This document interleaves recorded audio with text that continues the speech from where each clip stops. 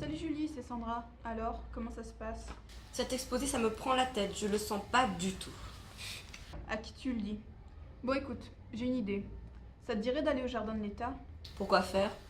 On pourrait faire l'expo en images. Avec ta caméra? Ouais, Ah, bonne idée, pourquoi pas? Ben, on se rejoint là-bas. d'accord, à tout de suite. Au revoir.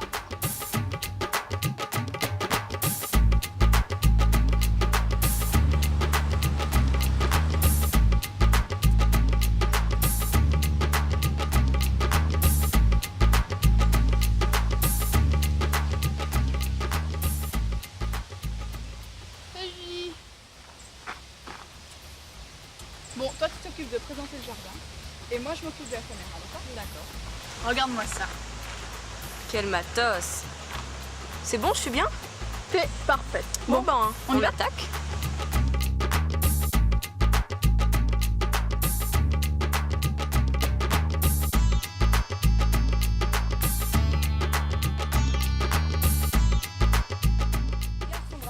Voilà un Erythira littoralis sterculiacée Totomargo des paléotropiques.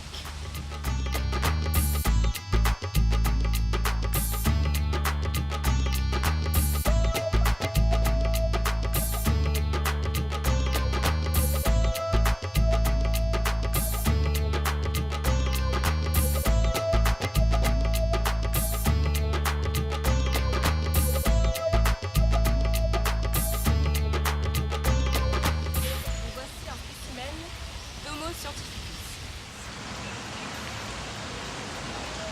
Sandra, Homo scientificus? Un scientifique. Bonjour monsieur. Oui, bonjour. Effectivement, je suis scientifique. Vous travaillez au conservatoire? Je travaille au Muséum d'histoire naturelle. Exactement. En quoi consiste votre travail? Je suis entomologiste. Quel est le travail d'un entomologiste? Qu'il s'intéresse aux petites bêtes de son jardin, à une surface agricole ou une réserve naturelle, son premier travail, son premier souci est de savoir les insectes qui y vivent. Il va donc sur le terrain pour en faire l'inventaire, puis il va les classer en familles, genres ou espèces. L'identification de l'insecte va le renseigner sur son origine, sur ce qu'il mange et sur son mode de vie. À partir de là, l'entomologiste va observer les insectes dans le milieu, ou bien il va mettre en place des expériences, des élevages. Ces observations vont lui permettre de mieux comprendre la biologie de l'insecte et la place qu'il occupe dans l'écosystème.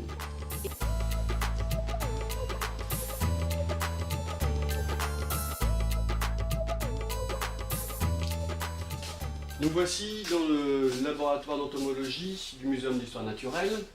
Donc c'est le lieu où j'étudie les insectes de l'océan Indien et plus particulièrement de la Réunion.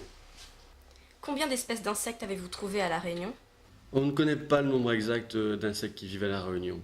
On découvre régulièrement des nouvelles espèces et bon nombre de familles sont très mal connues. Approximativement, il y aurait environ 1500 à 2000 espèces dans l'île. C'est tout un tas de papillons de la Réunion. Oh, j'adore les papillons. Et toutes vos collections de papillons sont ici? Tout ce qui concerne la Réunion, oui, tout à fait, oui.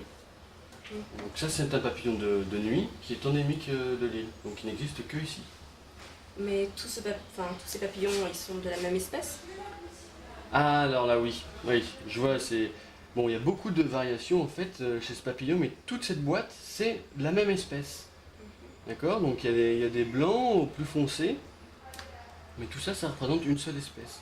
Et qu'est-ce qui explique les changements de couleur, de forme, de taille, non? Alors, bon, ça, la naissance des variations, c'est souvent des petits accidents génétiques, des petites mutations qui vont provoquer ces variations. Et très peu, en fait, de ces variations sont viables, c'est-à-dire qui permettent au papillon de survivre. Ce qui va décider si le papillon survit ou pas, si cette variation est adaptée ou non, c'est la sélection naturelle. C'est-à-dire que là, on peut voir que, bon, là, ces papillons-là, sur une écorce d'un arbre, eh ben, ils sont bien dissimulés. Mais, étant donné qu'il y en a des blancs et des noirs, enfin des foncés, on peut supposer que sur une écorce sombre, les blancs sont moins bien camouflés que les noirs. Et ils peuvent tous se reproduire entre eux? Tous, c'est la même espèce. Donc, comme c'est la même espèce, ils se reproduisent entre eux. Donc ces papillons-là, on les trouve plutôt sur les bois sombres. Dans les... Logiquement, mais étant donné qu'à La Réunion, on a tout ce panel de variations, ça veut dire qu'il n'y a pas de pression de sélection. Il n'y a pas de prédateurs ou d'autres raisons de sélectionner telle ou telle variation. Là, tout existe à peu près partout dans l'île.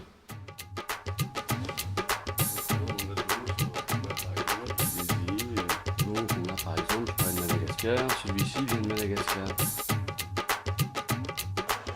Donc cette lucane a la particularité de varier énormément dans sa taille. Elle peut évoluer du simple au double.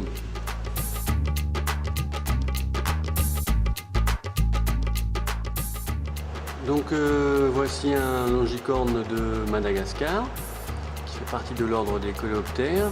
Ce qui est intéressant, c'est de voir que le dessin sur les élytres varie. Et ce dessin, s'il est sélectionné, il peut être à l'origine de sous-espèces qui elles-mêmes peuvent éventuellement devenir une espèce à part entière. Donc ce scarabée, cette espèce de gros hanneton, quant à lui, il varie dans sa teinte. Il peut aller donc du blanc au jaune.